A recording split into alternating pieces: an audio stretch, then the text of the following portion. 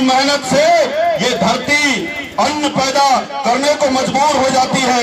ऐसे अन्नदाताओं के गोलवारा के राजकुमार राजकुमारियों के चरणों में अनिल धुर्वे का नतमस्तक सेवा जोहार पहुंचे। ये आप लोगों का ही स्नेह और प्रेम है जिसे बुनियाद में गोलवारा के युवाओं ने इतना बड़ा इस गढ़ा मंडला से लिया है। इसलिए मैं एक बार पुनः आप लोगों की चरणों में नतमस्तक सेवा जोहार करता हूं। और आज के इस कार्यक्रम की जो आयोजक समिति रही, जिनने ना जाने कैसे परिश्रम करके मेहनत करके इतना बड़ा मंच सजाया और इस मंच के माध्यम से हम लोगों को अपना विचार रखने के लिए उन्होंने मंच दिया, उसके लिए भी मैं आज के जो कार्यक्रम की आयोजन समिति मित्र शक्तियों और नौजवान साथियों के चरणों में अनिल धुर्वे का नतमस्तक सेवा जोहार पहुंचे। साथियों, गोलवारा की आन बान शान और गोलवारा के मान सम्मान स्वाभिमान को बनाए रखने के लिए दिन रात अथक परिश्रम करने वाले गोलवारा के जो भूमिका है, पंडा है, गोलवारा के जो साहित्यकार है, गीतकार है, गोलवारा के जो समाज सेवी है, उन सभी लोगों के चरणों में अनिल धुर्वे का नतमस्तक सेवा जोहार पहुंचे। साथ ही साथ गोलवारा राज संकल्प यात्रा को लगातार 9 दिनों तक इस गढ़ा मंडला के क्षेत्र में ले जाने और जो ये गोलवारा राज संकल्प यात्रा है उसका संदेश जन जन तक पहुंचाने में जो अथक सहयोग और परिश्रम गोलवारा गणतंत्र पार्टी के युवा साथियों ने किया है, उनको भी इस मंच के माध्यम से मैं सादर नतमस्तक सेवा जोहार करता हूं।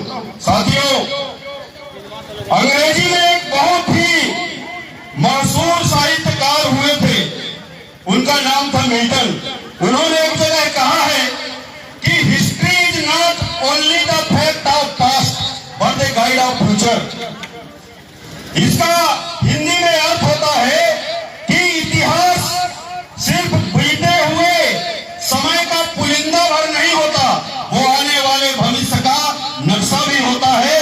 इसलिए इतिहास का अध्ययन और इतिहास की जानकारी हमेशा रखना चाहिए। साथियों, आप लोगों को बताना चाहूंगा कि 8 अगस्त सन 1942 में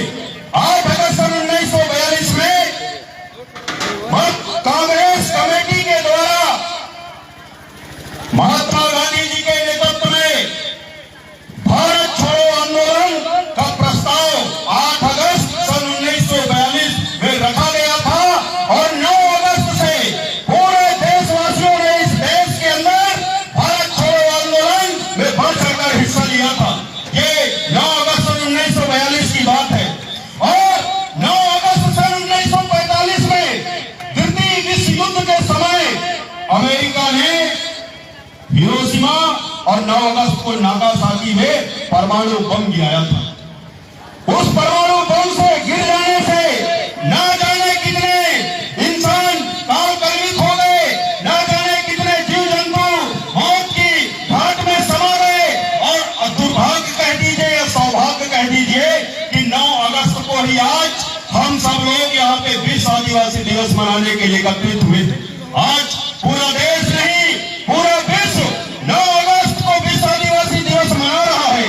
तो मैं अतीत की ये 2 कहानियों को आप लोगों के सामने इसलिए रखा हूं क्योंकि एक तरफ महात्मा गांधी जी का शांति का आंदोलन, सत्य हिंसा के मार्ग में उनका चलने वाला भारत छोड़ो आंदोलन चल रहा था, तो 9 अगस्त को ही पूंजीवाद का प्रतीक अमेरिका ने जापान में परमाणु बम गिराया था। और साथियों, ये सच्चाई है, इतिहास की ये घटनाएं आज जब हम आदिवासी समाज के बारे में चिंतन करते हैं, मनन करते हैं, तो हमारे सामने 2 ही रास्ते निकल के आते हैं। एक तो गांधी का अहिंसा वाला मार्ग है, तो दूसरा अमेरिका वाला परमाणु बम फेंक देने वाला मार्ग है। अब ऐसे समय में आदिवासी समुदाय, आदिवासी समाज किस रास्ते को अपनाएगा, किस रास्ते पर चलेगा, इसका चिंतन मनन आदिवासी समाज के युवा पीढ़ी को करना पड़ेगा साथियों। और अगर हम इसका चिंतन मनन नहीं किए तो जिस तरीके से आज छत्तीसगढ़ के बस्तर में नक्सलवाद के नाम पे दिन दहाड़े आदिवासियों की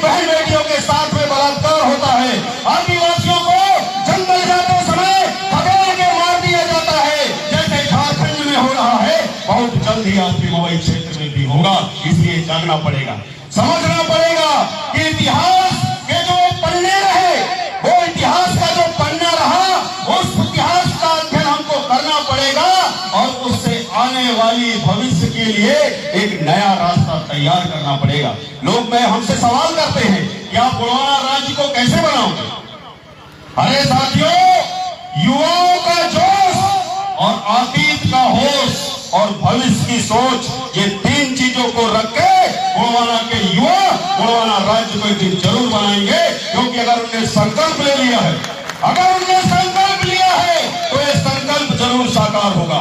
उसे दुनिया की कोई ताकत नहीं रोक सकती। साथियों, मैं फिर बताना चाहूंगा, फिर अतीत के पन्नों में आपको ले जाना चाहूंगा कि जब 9 अगस्त को 1945 में जापान में परमाणु बम अमेरिका गिराता है, उसके 5 या 6 साल बाद जो अमेरिका का आदिवासी समाज है, उस आदिवासी समाज को जब ये जानकारी लगती है कि हमारे जंगलों से जिस यूरेनियम का खनन किया गया था, उस यूरेनियम से परमाणु बम बनाया गया है और जापान में गिराया गया है, ये जानकारी जब अमेरिका के आदिवासियों को लगता है, तो वो आदिवासी लोग चंदा जोड़ जोड़ के, पाई रुपया चंदा जोड़ के वो जापान जाते हैं और जापान के लोगों से माफी मांगते हैं। इसलिए माफी मांगते हैं कि हमको नहीं मालूम था कि हमारे जंगलों में जो यूरेनियम है, इस यूरेनियम का इस्तेमाल आपके यहाँ की जो मानवता है, आपके यहाँ के जो इंसानियत है, इसको खत्म करने में हमारी सरकार काम करेगी। ये सोचकर सोचिए, वो आदिवासी सिर्फ रोजी रोटी रोजगार के लिए यूरेनियम का खनन कर रहे थे, लेकिन जब उनको पता चलता है कि हमारे मेहनत, हमारे जो हम लोगों ने खनन किया, उससे जो यूरेनियम बना, उससे हमारे देश अमेरिका ने जापान में परमाणु बम गिराया है, ये जानकारी जब उनको लगती है, तो वो लोग दूसरे देश में जाकर माफी मांगते हैं। क्यों माफी मांगते हैं साथियों? यही है जीवन दर्शन। किसका जीवन दर्शन? आदिवासियों का जीवन दर्शन। आदिवासियों का जीवन दर्शन यही है। उन्होंने कुछ नहीं किया था, लेकिन वो जापान जाकर माफी मांगे। क्यों माफी मांगे? कि हमारे जंगलों में जो यूरेनियम था, जिसका खनन हम लोगों ने किया था, और हमारे देश की जो सरकार है, उसने जापान में, आपके देश में जो ये परमाणु बम गिराया, उसके लिए हम लोग माफी मांगते हैं, जबकि गलती आदिवासियों की नहीं रही साथियों। तो जो ये दर्शन है, यही दर्शन आदिवासी दर्शन है, और यही दर्शन गोंडवाना का जीवन दर्शन है साथियों। ये हम दम छाती ठोक के बोल सकते हैं, ये दर्शन, ये गोंडवाना का दर्शन है। आज इको फ्रेंडली होने की बात किया जाता है, बायोडायवर्सिटी की बात करते हैं। ये इको फ्रेंडली होना, बायोडायवर्सिटी, ये दुनिया के लिए भले सिलेबस होगा, पाठ्यक्रम होगा, लेकिन ये तो हमारे आदिवासियों का जीवन दर्शन है। हम जंगल में जाते हैं तो उतने ही पत्ते तोड़ के लाते हैं जितनी हमको जरूरत होती है। गलत बोल रहा हूं क्या? हम लोग जंगल जाते हैं तो उतना ही मुखारी तोड़ के लाएंगे जितनी हमको जरूरत होगी। जंगल जाएंगे तो उतनी ही लकड़ियां लाएंगे जितनी हमको जरूरत होगी। क्या कभी हम लोगों ने ऐसा सोचा है कि चलो यार जंगल जाते हैं और इतने पत्ते तोड़ के ले आए कि हमारी 7 पीढ़ी जंगल न जाए, इतना दातून तोड़ के ले आए कि 7 पीढ़ी हमारी जंगल न जाए, इतना लकड़ी काट के हम ले आए कि हमारी 7 पुश्तों को जंगल जाने ना पड़े? कैसा सोचते हैं बताइए? नहीं सोचते ना? कि सोचते हैं? नहीं सोचते। क्यों? क्योंकि आदिवासियों का जो अर्थशास्त्र है, जो गोंडवाना के लोगों का अर्थशास्त्र है, वो जरूरत के ऊपर है। जितनी हमको जरूरत होती है प्रकृति से हम उतना ही लेते हैं। और जो आज आदिवासियों को मुख्य धारा में लाने की बात करते हैं, उनका अर्थशास्त्र लालच के ऊपर है। वो तो इतना जोर लेना चाहते हैं कि हमारी 7 पीढ़ी बैठे बैठे खाए, लेकिन आदिवासी समाज ये कभी नहीं सोचा, वो प्रकृति से उतना ही लेता है जितना उसको जरूरत है। तो साथियों, आज जब आदिवासी समुदाय जल जंगल जमीन को बचाने की बात करता है, तो वो सिर्फ अपने अस्तित्व को बचाने की बात नहीं करता। ये जल जंगल जमीन सिर्फ सिर्फ आदिवासियों के लिए नहीं, समस्त मानव समुदाय और समस्त प्राणी जगत के लिए जरूरी है। यानी जो जल जंगल जमीन को बचाने की बात आदिवासी समुदाय करता है, इसका मतलब है कि वो समस्त मानव समुदाय, समस्त जीव जगत के जो प्राणी है, प्रकृति है, उनको बचाने की बात कर रहा है। और जब तक आदिवासी समुदाय का ये दर्शन रहेगा तभी तक ये धरती बची रहेगी, नहीं बीच में कोरोना महामारी जैसा कोई और बीमारी आएगा और सबको ले डूबेगा।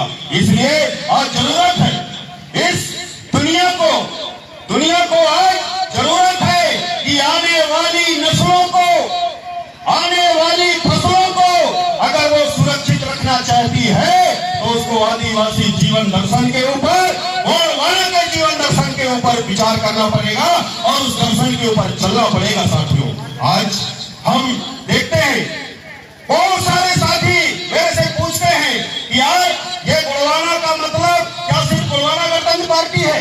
नहीं, गोंडवाना गणतंत्र पार्टी एक राजनीतिक दल हो सकती है और वो राजनीतिक दल गोंडवाना दर्शन के आधार पर यहाँ पे शासन सत्ता स्थापित हो, ये सोचकर हम लोग चल रहे हैं। साथियों, आज पूरे देश के अंदर जो ये पीला पीला दिख रहा है, पीली क्रांति जो फैली है, मैं साथियों बताना चाहूंगा, अपने अनूपपुर जिले से जब मैं चल रहा था तो कुछ नहीं तो कम से कम 25-30 कार्यक्रमों को देखा मैं।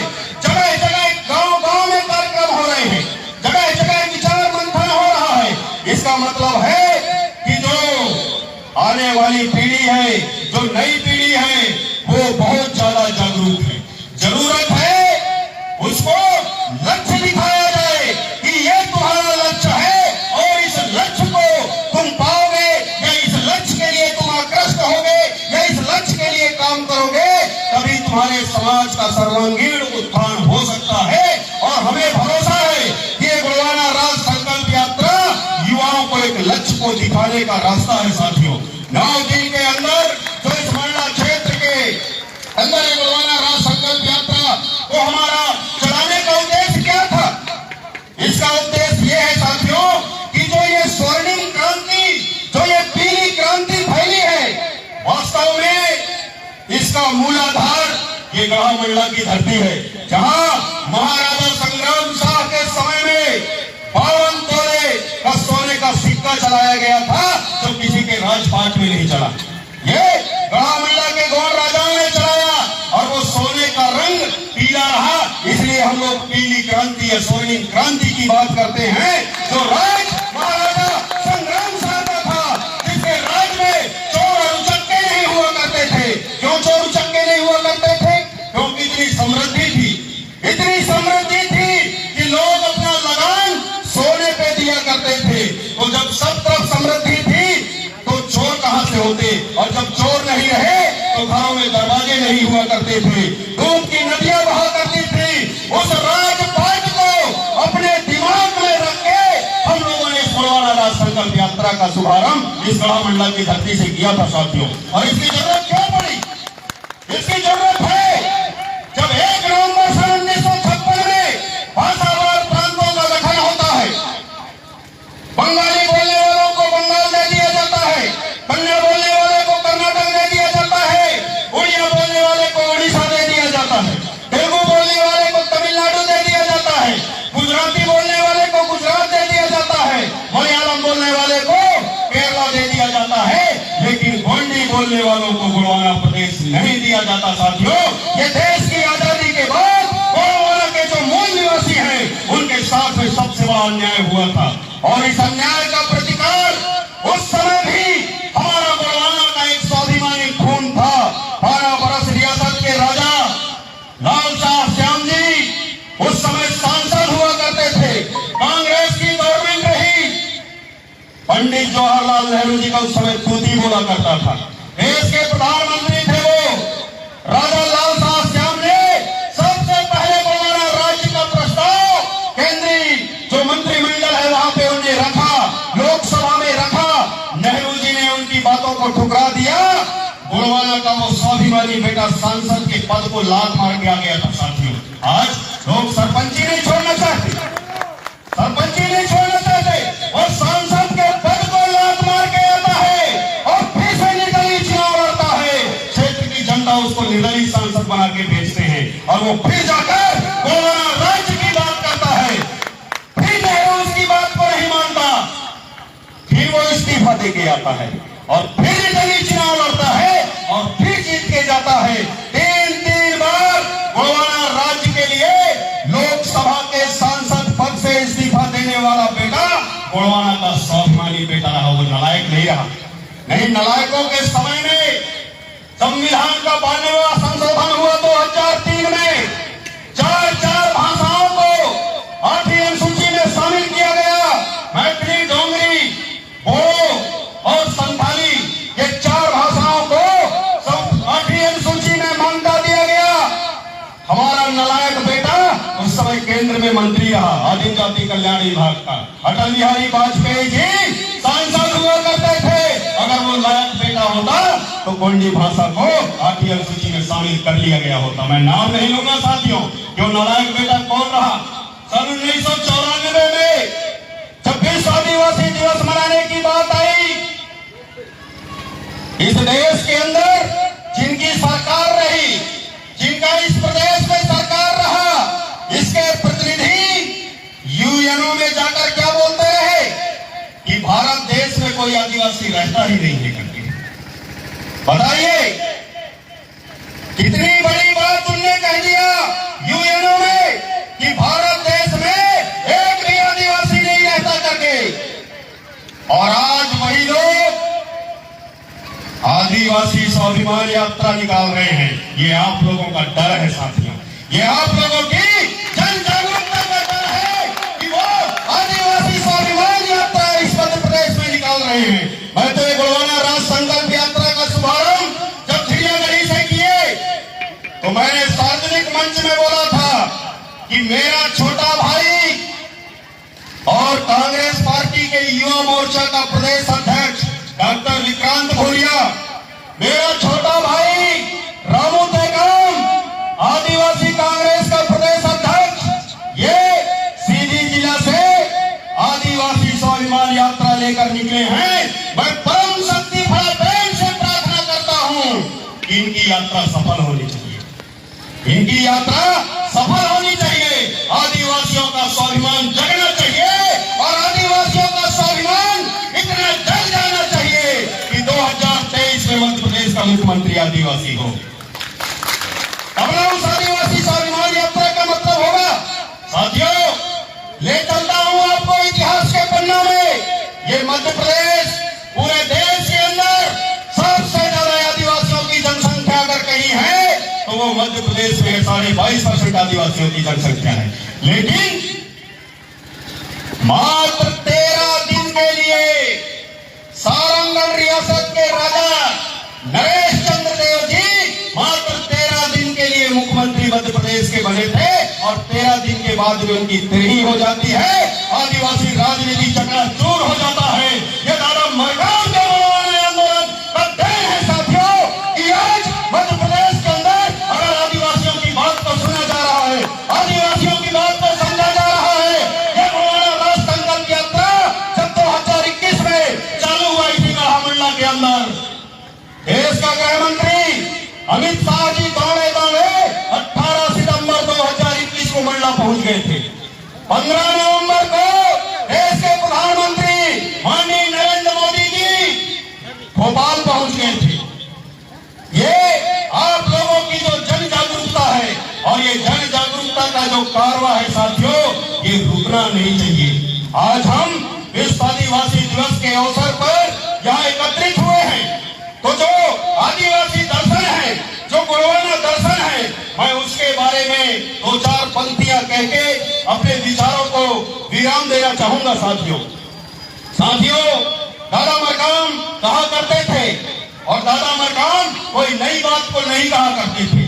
दादा मरकाम हमेशा मंचों में कहा करते थे कि हीरा सिंह मरकाम जो कुछ भी बोल रहा है कोई नई बात को नहीं बोल रहा है, ये हमारे पुरखों से जो ज्ञान मुझे मिला है मैं उसी चीज को बोल रहा हूं।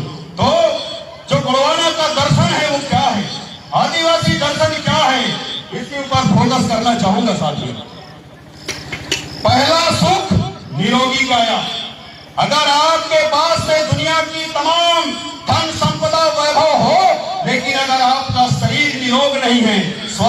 है तो वो धन माया संपत्ति किस काम का, बताइए, है कोई काम का? तो दुनिया का पहला सुख क्या है कि हमारा जो ये शरीर है ये निरोग होना चाहिए।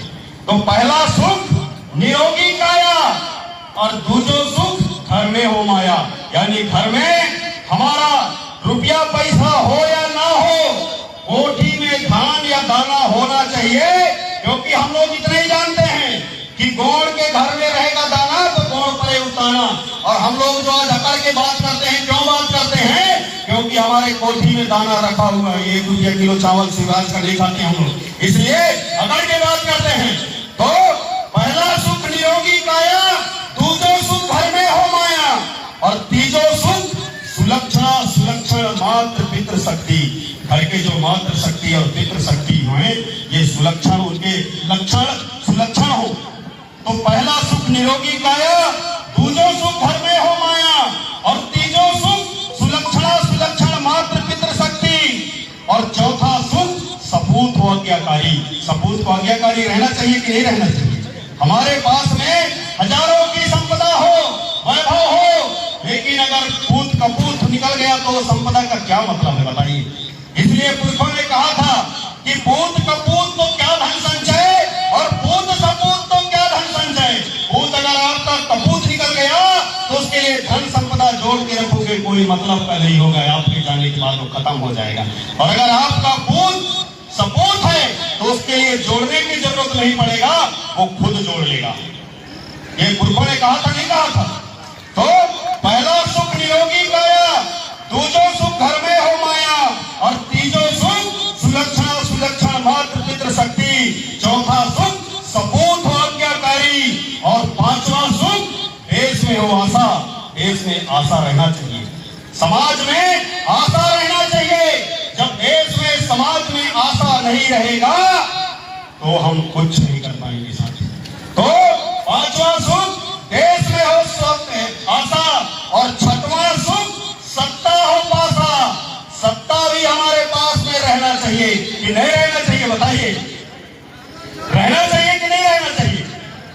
तो पहला सुख निरोगी काया, दूसरा सुख घर में हो माया, तीसरा सुख सुलक्षण मात्र पितृ शक्ति, चौथा सुख सपूत हो आज्ञाकारी, पांचवा सुख देश में हो आशा, छठवां सुख सत्ता हो पासा, और सातवां सुख संतोषी जीवन धन धन ये गुणवाना का दर्शन। सातवां सुख संतोषी होता है साथी, ये है गुणवाना दर्शन। और यही गुणवाना दर्शन की विचारधारा वाली सरकार इस मध्य प्रदेश में बने, ये संकल्पना लेकर गुणवाना गणतंत्र पार्टी का युवा मोर्चा गुणवाना राज संकल्प यात्रा में निकला है साथियों।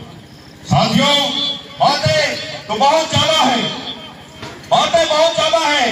आज लगातार हम लोगों ने जो ये जन जागरूकता फैलाने का मुहिम जो ये कार्य किया है, ये निरंतर चलते रहना चाहिए। गुणवाना का राज आएगा ऐसा हमको भरोसा है। क्यों? क्योंकि प्रकृति शक्ति को हम लोग मानने वाले हैं।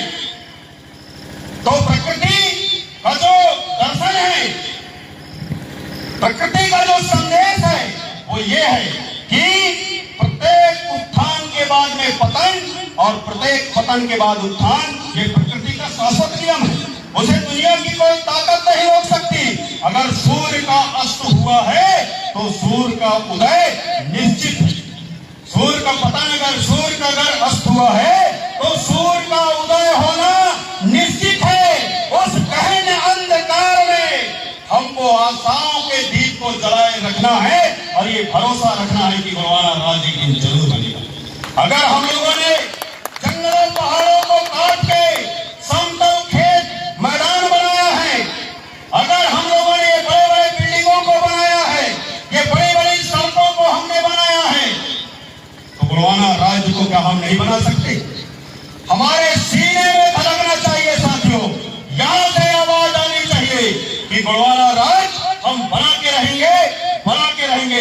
ये संकल्प गुणवाना के प्रत्येक गण्य जीव को, गुणवाना के प्रत्येक मातृ शक्ति पितृ शक्ति नौजवान साथियों को ये संदेश देने के लिए ये गुणवाना राज संकल्प यात्रा चलाया गया। साथियों, बातें तो बहुत ज्यादा है, मैं अपनी बातों को यहीं पे विराम दूंगा और जाते जाते आप लोगों से गुजारिश करना चाहूंगा कि दुनिया में कोई भी चीज संभव नहीं, दुनिया में कोई भी चीज संभव नहीं है। दादा हीरा सिंह मरकाम वो महान शख्सियत जिसने हमको बिना डोरा के फांसी देना सिखाया, साथियों बिना रस्सी के फांसी दिखा देना दादा हीरा सिंह मरकाम ने सिखाया गोड़वाना के लोगों को। जो समझ गए वो समझ गए और जो नहीं समझ पाए वो नहीं समझ पाए। अब अंदाजा लगा लीजिए बिना रस्सी के फांसी देना क्या संभव है, लेकिन गोड़वाना रत्न दादा हीरा सिंह मरकाम जी ने गोड़वाना के लोगों को बिना रस्सी के फांसी देना उन्होंने सिखाया। लोगों के पास में ज्ञान तो था लेकिन बोलना नहीं आया था, लेकिन दादा का आंदोलन चला, वो बाचार हो गए, कुछ लोग इधर उधर के दलाल भी हो गए, तो उससे कोई फर्क नहीं पड़ता। साथियों आज से 3-4 दिन पहले बस्तर क्षेत्र के भानु प्रतापपुर ब्लॉक से एक फोन आया मेरे पास से, दर्रो जी का फोन था। वो बोले अनिल भैया दादा मरकाम का जो आंदोलन से जुड़े हुए लोग थे वो बहुत सारे लोग इधर उधर हो रहे हैं, डिस्टर्ब हो रहे हैं। तो मैं कहूँ कैसे हो रहे हैं यार? तो बोला नहीं सब ये विभीषण बन गए हैं करके।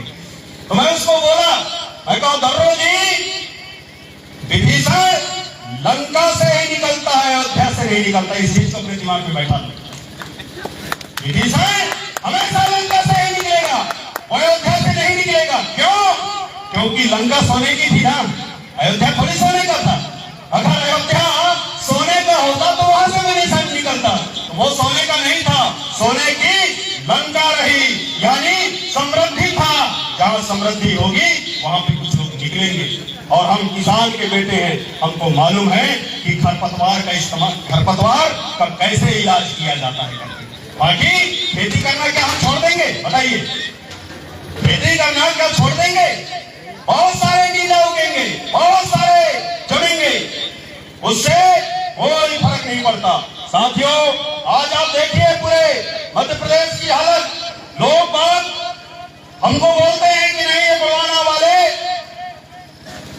जातिवादी है करके, जातिवाद की बात को करते हैं, जातिवाद की बात को बढ़ाते हैं, जबकि ऐसा नहीं है साथियों। अभी मणिपुर में घटना हुआ, आदिवासी समाज के मातृशक्तियों को नग्नावस्था में जुलूस निकाला गया। मामला क्या आदिवासी समाज का था कि मातृशक्तियों का था? बताइए आप मेरे को। मातृशक्तियों का मामला था ना, था कि नहीं था? लेकिन जब विरोध प्रदर्शन करने की बात आई तो सिर्फ और सिर्फ आदिवासी समाज के मातृशक्ति पितृशक्ति बाहर निकल के आए। दूसरे समाज की मातृशक्तियां क्यों नहीं निकले? बताइए, क्यों उनको दर्द नहीं हुआ? क्यों उनको ऐसा नहीं लगा कि मणिपुर में अगर उनके साथ में ऐसा हो रहा है तो कल हमारे साथ में भी हो सकता है? अगर वो आदिवासी समाज के जगह में अगर कोई दूसरा समाज की महिला होती तो क्या होता? पूरा देश उबल पड़ा होता, सारे लोग निर्भया कांड के जैसे जगह जगह पे कैंडल मार्च कर रहे होते, लेकिन नहीं। तो हम मानते हैं, अब हम इतने आहत हो गए हैं उन घटनाओं से कि अब हम स्वीकार करते हैं कि हम जातिवादी हैं। और कैसे जातिवादी हैं हम? जो दादा का दर्शन रहा कि मानव मानव एक समान, सबको शिक्षा सबको काम, यह है गोड़वाना का पैगाम। जो दादा ने दर्शन दिया था कि मानव मानव एक समान है। साथियों आप लोगों को बताना चाहूंगा, यही गढ़ा मंडला है, यहाँ महाराजा संग्राम साहब मरावी जी का जब राज था उस समय तुलसीदास दुबे जी उत्तर प्रदेश से आपके मंडला में आते हैं, तो उनका जो पुश्तैनी धंधा है वो चालू कर देते हैं। शिकायत पहुंचती है महाराजा संग्राम साहब जी के पास से, वो तत्काल बुलवाते हैं और बोलते हैं कि गोड़वाना क्षेत्र में भीख मांगना या भीख देना दंडनीय अपराध है और आपने अपराध किया है, इसकी सजा क्या होगी? तो उनने तुलसीदास जी को जमीन और एक जोड़ी बैल और फल दिया था कि मेहनत करके खाओ करके। तुलसीदास जी तुम दबा के फिर भाग जाते हैं कहां? उत्तर प्रदेश, और जाकर वहां पे क्या लिखते हैं? कौन? नेपाल मही दंड न भेद जाना दंड कराल। उसका अर्थ क्या हुआ? उसका अर्थ दोहावली में वो लिखते हैं, उसमें उसका अर्थ होता है कि कलयुग में तो गौड़ लोग राजा बन रहे हैं और मुसलमान लोग बादशाह बन रहे हैं। इनके राज में साम दाम दंड भेद नहीं चलता। बहुत ही खतरनाक खाली ये लोग सजा देते हैं। और हम मानते हैं कि तुलसीदास जी ने जो लिखा था बहुत सही लिखा था। ये सांस्कृतिक विरासत है हमारी। चोर को हम चोर ही कहते हैं, भले वो चाहे 1 रुपए की चोरी हो चाहे करोड़ रुपए की चोरी हो, चोर तो चोर ही होगा ना। यानी सही को सही और गलत को गलत अगर कोई कह सकता है तो गोंडवाना का मूल निवासी आदिवासी समाज कह सकता है साथियों। उसके अंदर छलकपट की भावना नहीं होती। इसी दर्शन को, इसी विचारधारा की सत्ता इस देश और प्रदेश में आए, यहाँ के लोग अमन चैन के साथ में रहे, जिसका जितना हिस्सा है, जितना जिसका हक है, जितना जिसकी मेहनत है वो उसको मिलना चाहिए। ये हमारा सोचना है साथियों। इसी आस और विश्वास के साथ आप लोगों ने मेरी बातों को बहुत गहनता पूर्वक और गंभीरता से सुना, उसके लिए पुनः आप लोगों की चरणों में अनिल ध्रुवे का नतमस्तक सेवा जोहार पहुंचे। और जाते जाते मैं आप लोगों को कहना चाहूंगा, जो पहले भी कहा था कि दुनिया में कोई भी चीज असंभव नहीं है, दुनिया में हर चीज संभव है। अगर 5 पांडव मिलकर महाभारत के युद्ध को जीत सकते हैं तो हम इतने लोग मिलकर क्या गोंडवाना राज्य को नहीं बना सकते? इस बात का चिंतन करिएगा साथियों, इस बात का चिंतन करिएगा। इसी आस और विश्वास के साथ पुनः मैं अपने विचारों को यहीं पे विराम देना चाहूंगा। संजय